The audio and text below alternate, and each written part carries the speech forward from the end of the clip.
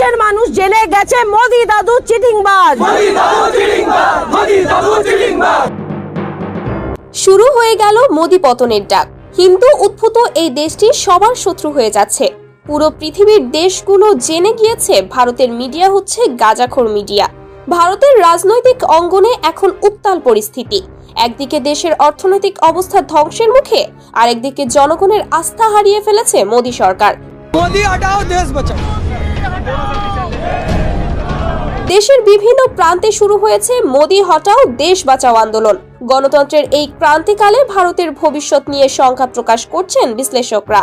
বিভিন্ন রাজ্যে কৃষক, ব্যবসায়ী এবং সাধারণ জনগণ একত্র হয়ে মোদি সরকারের ভুল নীতির বিরুদ্ধে সোচ্চার হয়েছে। এই যে আমরা বাংলাদেশ, পাকিস্তান, ভারত একটা দলবদ্ধ হয়ে আমরা এই যে কাজটা করছি, এটা খুবই খারাপ কাজ করছি।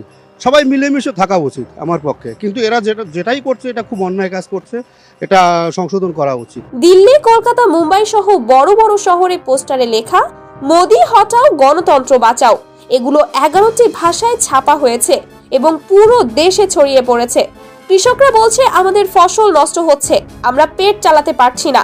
আর মোদি সরকার শুধু রাজনৈতিক লড়াইয়ে ব্যস্ত। বিরোধী দলগুলো এবার মোদি সরকারকে ক্ষমতা থেকে সরাতে সর্বোচ্চ প্রচেষ্টা চালাচ্ছে। কংগ্রেস, পিডিএস এবং অন্যান্য আঞ্চলিক দলগুলো একসাথে কাজ করছে। তাদের দাবি মোদি সরকারের পতন না হলে ভারতের গণতন্ত্র ধ্বংস হয়ে যাবে। পিডিএস নেতা সমীর পুততুন্ডু বলেন, এই ফ্যাসিস্ট শক্তিকে হারাতে হবে, না হলে দেশ আর কোনোদিন সুষ্ঠু নির্বাচন দেখতে পাবে না। কান খুলে শোন বলছি, আজ বিজেপি দাঙ্গাবাজ, আম জনতা বলছে দেখো মোদি দাদু চিটিংবাজ। পশ্চিমবঙ্গে মোদি হটাও আন্দোলন সবচেয়ে বেশি তীব্র হয়েছে। রাজ্যের প্রাক্তন মন্ত্রী পূর্ণেন্দু বসু বলেছেন, মোদি সরকারের ভুল নীতির কারণে শুধু পশ্চিমবঙ্গ নয়, পুরো দেশের অর্থনীতি মুখ থুবড়ে পড়েছে। দেশের গণতন্ত্র বাঁচাতে হলে এই সরকারকে সরাতেই হবে। ভারতের শীর্ষস্থানীয় গণমাধ্যমগুলো মোদি সরকারের কঠোর সমালোচনা করছে। Times of India, Indian express এবং আনন্দবাজার পত্রিকা বলছে, মোদি সরকার গণতন্ত্রের নামে একনায়কতন্ত্র চালাচ্ছে। জনগণের ভোটাধিকার রক্ষা করতে হলে এই সরকারকে সরাতে হবে।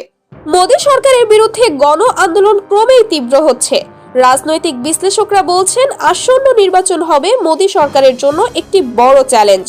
যদি জনগণ এবার পরিবর্তন না আনে, তবে ভারতের গণতন্ত্র পুরোপুরি ধ্বংস হয়ে যাবে। এটা ওদের মন মানসিকতা খারাপ, ওটা মনের মানুষ না, ওরা অমানুষ বলে এরকম ব্যবহার করছে।